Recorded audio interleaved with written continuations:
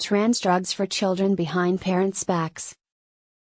An investigation by the Telegraph revealed that a transgender children's organization is delivering possibly harmful chest-flattening devices to 14-year-olds against their parents' wishes.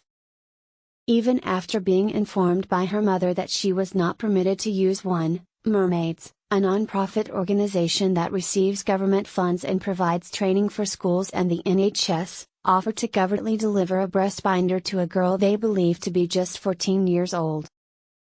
The charity's staff have provided binders to children as young as 13 who claim that their parents are against the practice, according to evidence gathered by the Telegraph. Parent groups have labeled chest binding as a kind of self-harm, and it can lead to respiratory problems, persistent back discomfort, alterations to the spine, and broken ribs.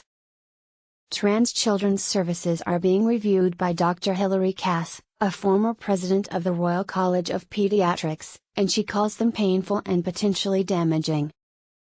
On Sunday night, activists and lawmakers alleged that Mermaids had huge safeguarding red lights and demanded that the Charity Commission conduct an emergency investigation. According to information obtained by the Telegraph, the Mermaids Online Support Center advises individuals who identify themselves as being as young as 13 that controversial hormone-blocking medications are secure and completely reversible. The charity's moderated forum for 12 to 15-year-olds has seen debates in the past month alone in this publication about how to raise money to start using pharmaceuticals and the most effective testosterone dosage.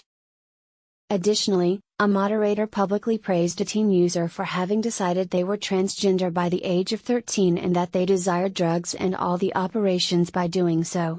Parents think that the charities and the forum's suggestions pushed their kids to think they were transgender and made them seek permanent medical therapy to fix their problems. Mermaids personnel agreed to send out a breast binder in an email interaction with an adult pretending to be a 14-year-old girl who wanted to transition to a boy despite being repeatedly assured that the child's mother would not allow it. To enable the user to get the box secretly from their parents, they requested the name and address the user wanted the package shipped to.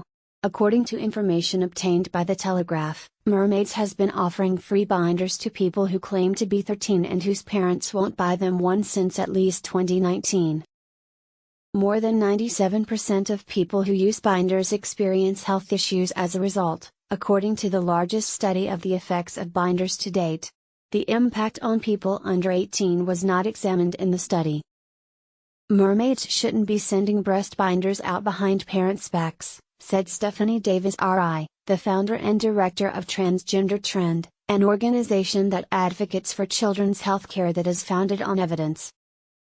The ultimate responsibility for their health and welfare rests with their parents, who serve as the primary carers. It is anti-safeguarding to exclude parents from decisions that are this important. A mermaid investigation is long needed. Since quite a few years ago, people have been voicing their concerns. Anyone suggesting mermaids or using them for training, including the Charity Commission, should give child protection considerable consideration. Miriam Cates, a Tory MP for Penistone and Stocksbridge, joined other lawmakers in supporting her appeal, claiming that the organization is stating an extreme position on gender ideology and it is going behind parents' backs to speak to youngsters. This creates serious safety concerns. Mermaids declined to comment on the investigation's results. Mermaids stated in a statement outlining its stance on binders that it adopted a harm reduction position and believed that giving someone a binder with safety guidelines was preferable to them engaging in other unsafe activities or going through dysphoria. Mermaids enjoy special privileges in society. The contentious nonprofit is compensated to train social workers, police officers, hospital officials, and teachers about how to deal with transgender difficulties. It has recently received more than £20,000 in funding from the government and more than £500,000 from the National Lottery. Staff members were recognized as prominent at the soon-to-be-closed Tavistock clinic when it was doling out medications to children, and they have met with government officials and offered advice to the NHS. Councils, doctors, and schools still refer young people to the organization, but a Telegraph investigation has highlighted major concerns about safeguarding and the guidance it offers to kids as young as 12. The Mermaids staff is handing out potentially hazardous breast binders behind parents' backs and advising kids to keep their interaction with them hidden, according to exchanges reviewed by this publication.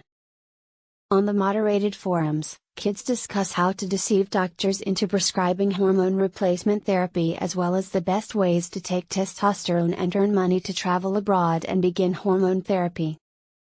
In an email discussion with the charity that was obtained by the Telegraph, staff members offered to send a free breast binder to a user who claims that "my mom won't let me have one" and who they think to be 14 years old. Binders flatten the chest to give the wearer a more manly appearance. Before receiving a binder, Mermaids claimed the user, an adult posing as a youngster going by the alias K, had to be a month-long participant in the charity's online youth forum and make 3 posts. Mermaids agreed to send Kai a binder exactly 1 month later in exchange for a size preference, a copy of the binder safety page, and a name and address that you want the binder to be sent to. "As soon as we receive all of this information, we will give it to dispatch, who will handle the rest." The helpline operator added, "You will be placed on the list to have a binder sent out when it is in stock if we have one in the right size in." In addition to shortness of breath, back pain, chest pain, itching, improper posture, shoulder pain, overheating, and, in certain cases, rib damage, they listed further hazards associated with binding. Kai's mother had repeatedly assured the organization that she would not let the youngster do anything to present as a boy. Staff never inquired about any underlying illnesses, mental health issues, or whether a responsible adult would know that the person they believed to be 14 was carrying a binder. Before they would deliver the binder, Kai had to consent to abide by the charity's rules, which include that it shouldn't be used for more than 8 hours each day, shouldn't be worn when exercising, and should be taken off if the user feels ill, dizzy, or overheated. In addition, they cited research from the Johns Hopkins School of Public Health that showed 97% of adult users of binding had health problems related to it, including discomfort, rib fractures, spinal abnormalities, migraines, respiratory and skin infections, and muscular atrophy. Studies on the effects on children have not been conducted, in part because of ethical considerations. The Telegraph has been informed of several discussions on the youth forum about binders that began in 2019.